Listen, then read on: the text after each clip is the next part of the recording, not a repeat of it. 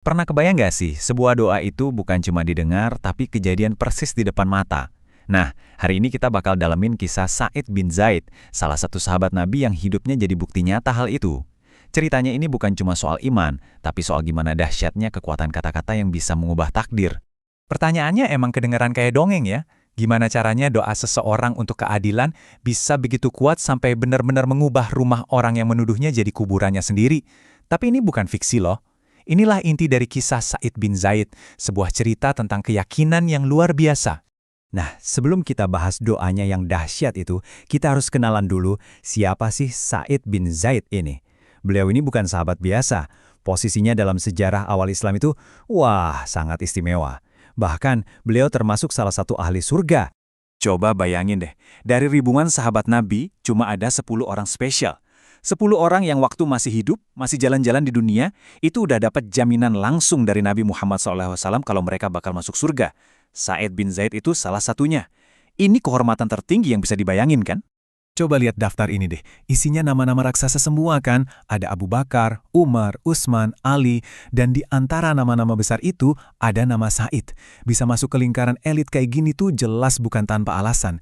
Ini nunjukin dalamnya iman dan totalitas pengorbanan beliau.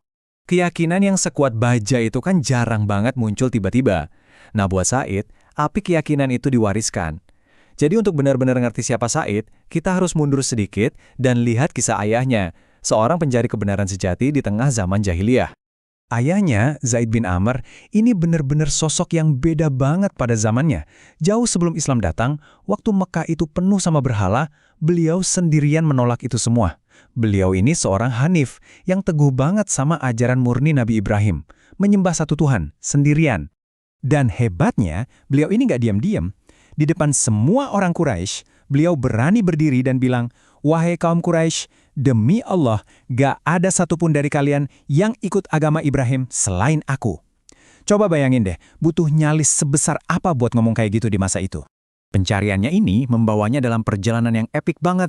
Dia sampai pergi ke Syam, diskusi sama rabi Yahudi dan pendeta Kristen, tapi hatinya ngerasa ada yang gak pas. Dia gak cocok sama konsep Tuhan yang penuh murka atau kutukan. Dia terus mencari, pakai akal dan hati nuraninya, sampai akhirnya nemuin jawaban, kembali ke akarnya, keyakinan murni pada Tuhan yang Esa, warisan dari Ibrahim. Nah, warisan keberanian dari ayahnya ini ngalir deras di dalam diri Sa'id. Dan keberaniannya itu bakal diuji habis-habisan di rumahnya sendiri. Tanpa disadari, rumahnya ini bakal jadi panggung salah satu titik balik paling penting dalam sejarah Islam. Momen masuk Islamnya Umar bin Al-Khattab. Kondisinya waktu itu bahaya banget. Sa'id dan istrinya, Fatimah, itu termasuk yang masuk Islam di awal-awal, secara sembunyi-sembunyi. Masalahnya, Fatimah ini adiknya Umar bin Al-Khattab, yang saat itu terkenal paling keras dan paling ditakuti dalam menentang Islam. Kebayangkan tegangnya? Kalau sampai ketahuan Umar, urusannya bisa nyawa. Dan hari itu pun tiba. Umar dengan amarah yang meledak-ledak, udah menghunus pedangnya dengan satu niat, membunuh Muhammad. Di tengah jalan ada yang ngasih tahu dia, urusin dulu keluargamu, adikmu sama suaminya udah pindah agama. Wah, seketika Umar langsung putar arah. Tujuannya sekarang, rumah Sa'id. Begitu Umar mendobrak masuk, dia langsung berhadapan sama Sa'id. Di tengah amarah Umar yang lagi di puncak, Sa'id dengan tenang justru ngasih satu pertanyaan yang jelek, nusuk langsung ke inti keyakinan kakak iparnya itu. Gimana pendapatmu wahai Umar, kalau ternyata kebenaran itu ada di luar agamamu? Ini bukan sekedar nanya loh, ini sebuah tantangan yang bikin seluruh pondasi pemikiran Umar goyah. Umar makin ngamuk. Dia memukul Sa'id, bahkan adiknya sendiri Fatimah, sampai berdarah. Tapi, di tengah rasa sakitnya itu, Fatimah justru menatap mata kakaknya dan dengan lantang mengucapkan syahadat. Kekerasan fisik ternyata nggak bisa memadamkan api keyakinan di hati mereka. Ngelihat keteguhan adiknya, hati Umar yang tadinya sekeras batu mulai retak. Dia penasaran, dia minta lihat lembaran yang mereka baca. Dan disitulah, di rumah Sa'id untuk pertama kalinya Umar membaca ayat suci Al-Quran. Kata-kata dari surah Toha itu langsung nembus amarahnya, meluluhkan kebenciannya, dan menuntun sang singa padang pasir ini menuju cahaya hidayah. Keberanian yang ditunjukkan Sa'id di hadapan Umar itu bukan cuma insiden sekali jadi. Itu emang karakter dasarnya, yang dia bawa terus seumur hidupnya, terutama di medan perang. Dedikasinya buat jihad dan pengorbanan itu sama besarnya dengan kekuatan imannya.